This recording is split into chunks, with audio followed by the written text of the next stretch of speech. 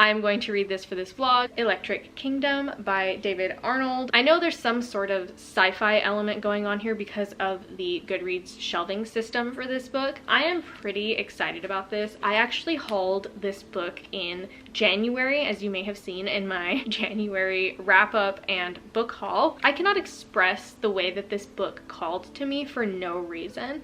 I don't normally read post-apocalyptic. It's not my genre. It's never been my genre. I never got into Hunger Games. I never got into that other one, Divergent. It's just never been something that I've been interested in, but this book in particular has been calling to me, and I don't know why. I saw This Story Ain't Over review this book, and something about it told me I would love it.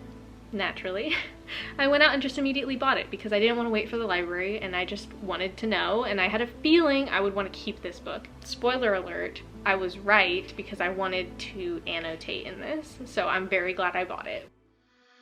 One day I feel alright.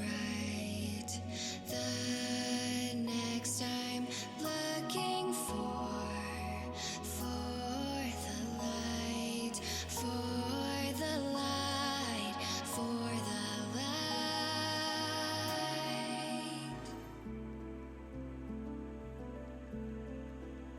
I've already listened to the first chapter, I believe it is, or like whatever, the first 1% or so of this on audiobook while doing my workout yesterday. It's intriguing so far. It starts off with a woman who just got fired from her job screaming at her bird in her car, and then gets into a car accident because she's distracted by ranting at her bird about her horrible day. And then it cuts to people who are like different people who are stuck in this traffic jam, you know, behind this collision. And there's a girl who's painting something on a billboard and something weird starts to happen with her, but I got cut off before I could finish the chapter. You can tell that specific part is really important and is the point of that chapter. You're mainly following this woman who's giving birth in her car.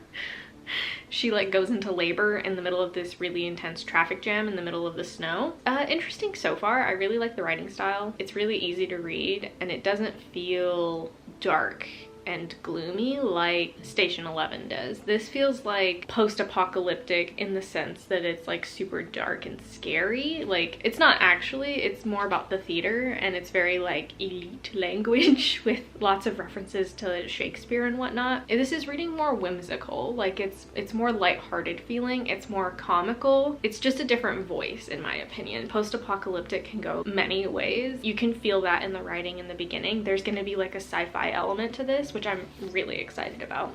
It seems much more real when we are seeing the perspectives of one scenario but from like multiple points of view, and not all of the characters are the main character, but you still get their backstory and some of their life. It feels like real life, you know, like that feeling of when you're driving and you realize that the car next to you is a whole person that's going on a little plot of their own for the day, and they have their own history and motivations and experiences and their whole life story behind them. Does that make sense? Like, this book is giving me that vibe. It's feeling very vast and all-encompassing, but in a like science fiction apocalypse kind of feel, not a dark apocalypse kind of feel. This one is interesting so far. We don't really know much, although I have a strong feeling because this is portal fiction, there's like portals and whatnot, and the main character's a girl. I kind of suspect that the baby that the woman is having in the car is the girl on the billboard. I don't know what's telling me that, but I'm gonna finish out the chapter and then a few more and I'll come back and update you. I have really good feeling. Even now, really good feeling.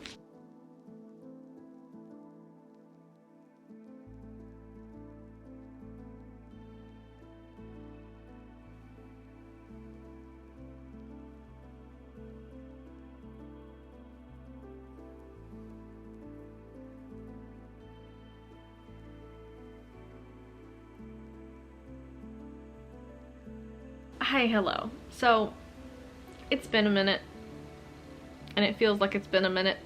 It's been very difficult for us over here with Teething Toddler Town, so bear with me. But I've read only about 10 more pages of this and I already have things to say, so buckle up, friends. I am thoroughly enjoying this. I'm only on page 14, just so you're aware. But I wanted to read you a quote because I'm enjoying this so much that I felt the uncontrollable urge to go find a highlighter and start highlighting things. So let me read you this quote really quick before I go and get my child from her nap and continue on with the day. This is on page 11. Nico wondered if perhaps that was life after life, not a physical place, but a loop of some former time in which a person after death was allowed to relive over and over again. There, in a story in her father's armchair, in her father's arms, Nico hoped that this was the afterlife. And then it says she was supposed she would know soon enough.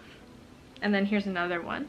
This is just showing you the writing style and how it's so quotable. I love books where I want to grab a highlighter and highlight everything. That she'd made the unknowable horizon known, reached out and grabbed it, turned it like a glass doll in her hands.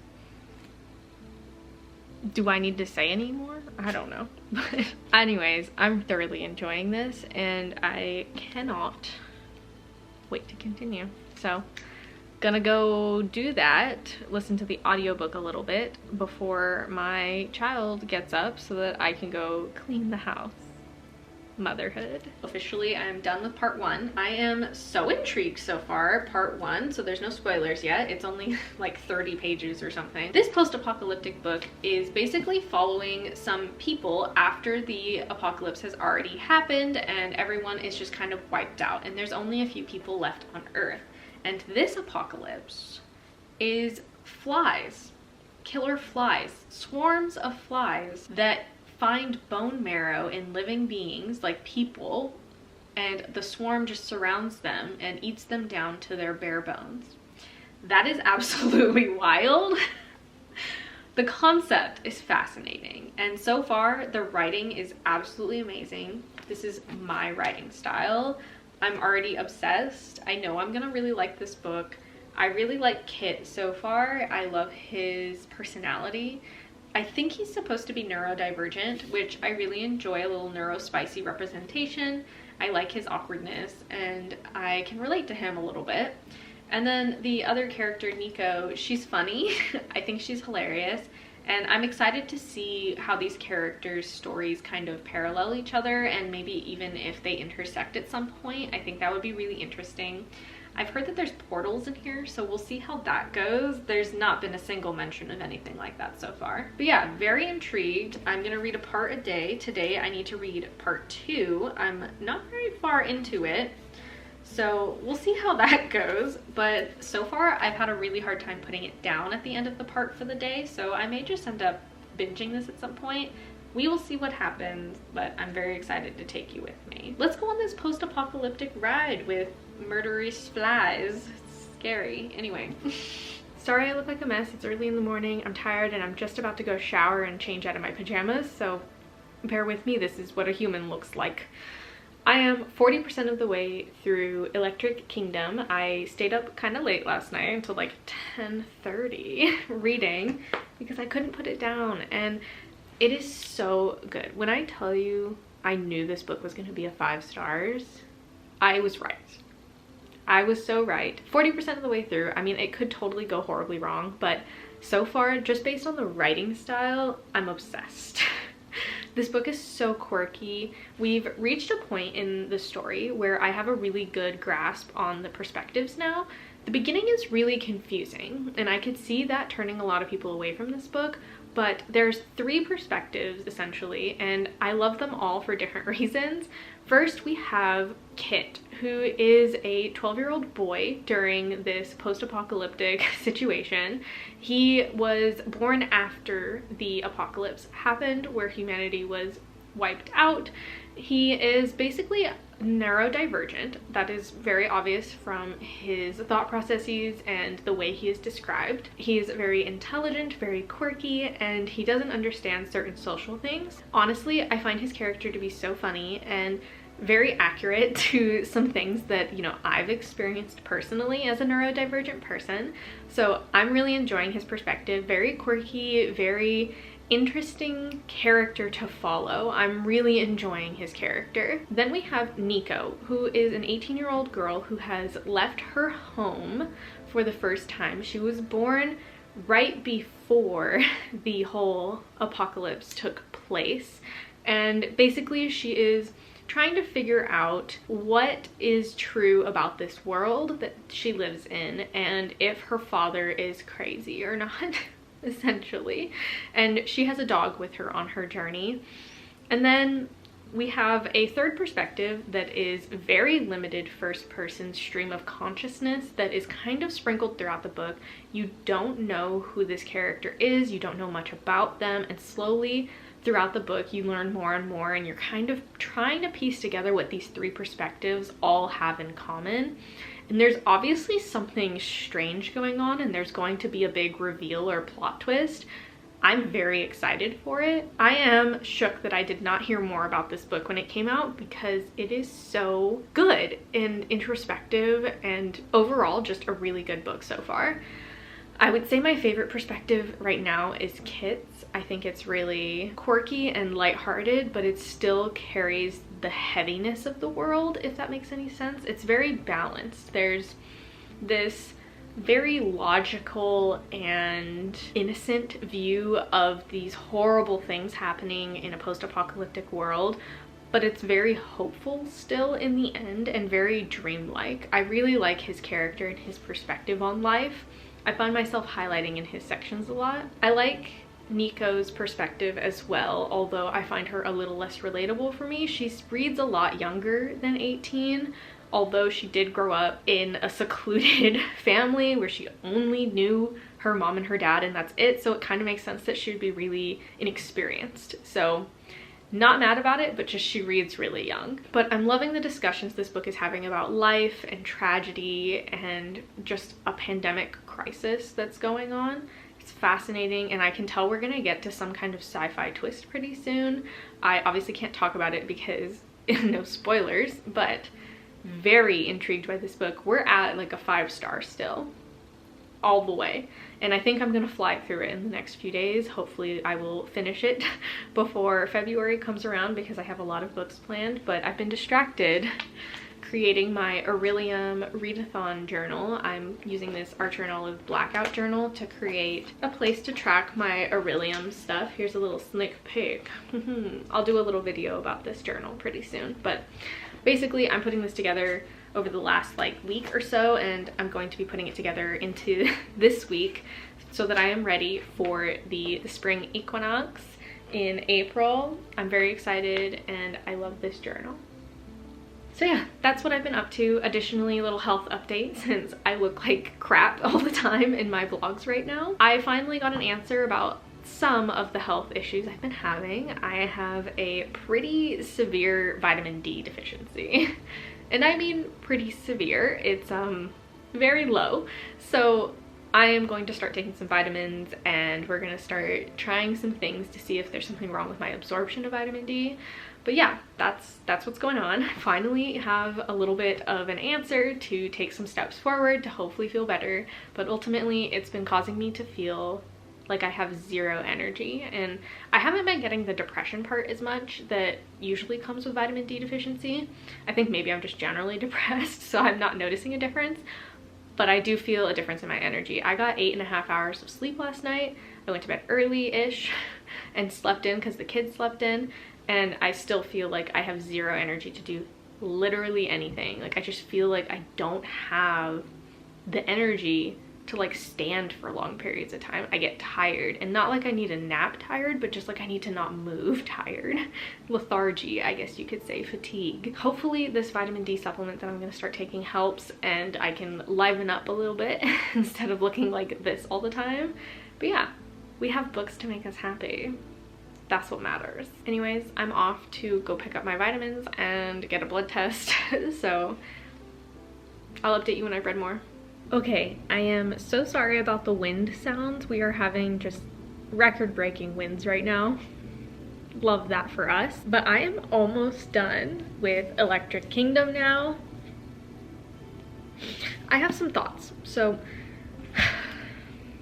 I'll talk more about it when I finish it. But as of right now, we have gone from a 5-star down to about a 4.5, maybe even a 4. There's a few reasons for that, but this book is still amazing. It's written amazing, and I'm really enjoying the really complex system that this story is. It is multiple stories that kind of interweave into each other. It gives me very Cloud Atlas vibes without like the multiple lives thing. It's fascinating and I'm really enjoying it. The only thing that's really just taking it down for me is not 1, not 2, not even just 3, but so far there has been over 4 long-winded mentions of the author and series that shall not be named, the JKR, HP. We're not here for it. I am over this turf elitism, this series that has taken over the book community for no reason. I get it, people like it, but it's transphobic. So move on, find a different series. There are more interesting things to talk about than the same thing over and over again. It's just not very unique, not very original of a concept, and I'm sick of it. I'm sick of it. Sorry. Unfollow me. I'm over it. 1 or 2 mentions in a book, it's like, whatever, I can still enjoy the book. But this book has whole pages dedicated to talking about the world and story of Harry Potter. And I hate it. I hate it.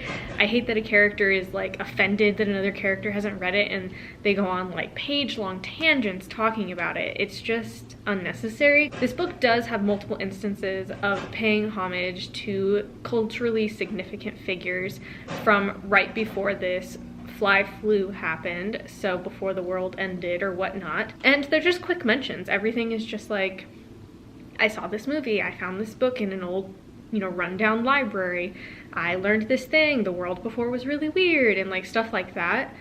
But why? Like, did we need to waste a whole like 3 or 4 pages of text on something that is transphobic? I choose people. I choose to support trans children, trans adults. I choose trans people over this fictional story written by a transphobic person. So that is a huge detractor for me from this book. I enjoy every other aspect of it, literally everything, but it comes up so often that it's taking away from my enjoyment, which is really sad. I'll have to run it through Cawpile, of course, but my personal enjoyment is dipping because of this unnecessary repetitive mention that's just like beating a dead horse. Additionally, this book is really scary and it's getting kind of dark. Not scary, but like thriller-y. The thing that's really dark is there is some mentions of this weird group of people who are trying to repopulate the earth with humans by kidnapping them, so that's terrifying. Content warning for that. There's characters who escape from that situation. There's a lot of children that die in this book. It's got just a lot of children death, a lot of finding dead people, and yeah, not very uplifting. It was very quirky in the beginning, and it's still very quirky and lighthearted in tone, but there's just so many of these realities of a world coming to an end that it's getting really dark, and that's okay. That's not a complaint on my end. I'm just noting that, it's getting darker as we have gone on through this book. In the second half, there has been an upped level of darkness and sadness and heart-wrenching moments, and then a creepy culty thing going on that also happened. That was really strange. But so far, I'm getting really strong Cloud Atlas vibes in a good way. I'm really enjoying it. It's still an amazing book despite my qualms with it, so really excited to finish it over the next day or two. I was hoping to finish it before February. It's currently January 31st, but who cares? I'll finish it when I finish it. I have a big TBR for February, so I gotta get this book done. Anyways, it is windy. I'm supposed to go to Costco and I'm supposed to go to Target today, but I'm deciding maybe I shouldn't because it's windy and I'd rather just not go outside with a baby. So yeah, very sad that I will not get to leave the house. I'm hoping the wind dies down later this afternoon, but I doubt it based on where we live. Anyways, focus of today is to edit a video and fix my upload schedule because I mixed up a few videos, so I need to put them in a new order. And then I have some work to do and the child just woke up from her nap, so I'm gonna go get her and I want to finish this book. So that's the plan. I will talk to you when I finish this book. I'm really nervous. Okay, bye. Okay, friends, I finished it. Finally. I took a few days off because the child and I were having some health issues, but we figured them out. Everyone is back to feeling good and stable. So we are going to talk about this book now because I finished it last night.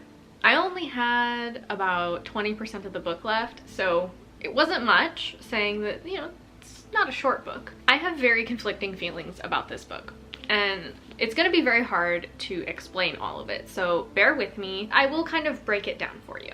So this book is following Nico, Kit, and a mysterious POV, and Nico is an 18-year-old girl who is on a mission to figure out if her father has just gone crazy or if the stories that she has been told about this magical place are real. Now, Kit, on the other hand, is a little boy who is obviously neurodivergent, and he lives in a theater with his mom and 2 other kids, and both of these characters live in a post-apocalyptic world. Flies, as they are called, took over the planet and killed basically everyone. They are like meat-eating carnivorous flies that basically eat everyone down to like even their bone marrow. They eat everything. And another thing that is happening is people are getting this flu from the flies. If they don't get eaten by a swarm of them, sometimes they get bitten, or they don't know if it's maybe in the water or in the food or something like that. But people are also getting this flu that makes them start losing their mind, essentially, and then they one day just pass away.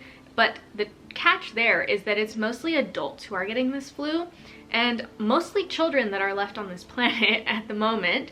There are very few adults, and the ones who are eventually, by the time they hit like 30 to 40, end up getting this flu and just dying immediately. So it's very interesting. That's a very interesting setup, in my opinion, and very intriguing. There's a review on the back of this book that I think explains the aesthetic of this book really well. It says, "The Electric Kingdom is an epic post-apocalyptic tale where humanity is louder than a swarm of flies and hope radiates in the bleakest of places."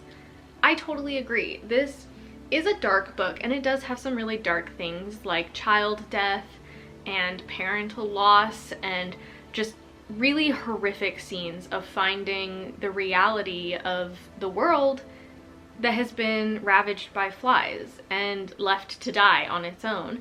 And there are only children left with no one really to raise them. And it's kind of sad and solemn at times. But I think written throughout this story is a love of stories and also a hope for humanity. I think there was a very light tone to this, even though it had really intense and heavy topics.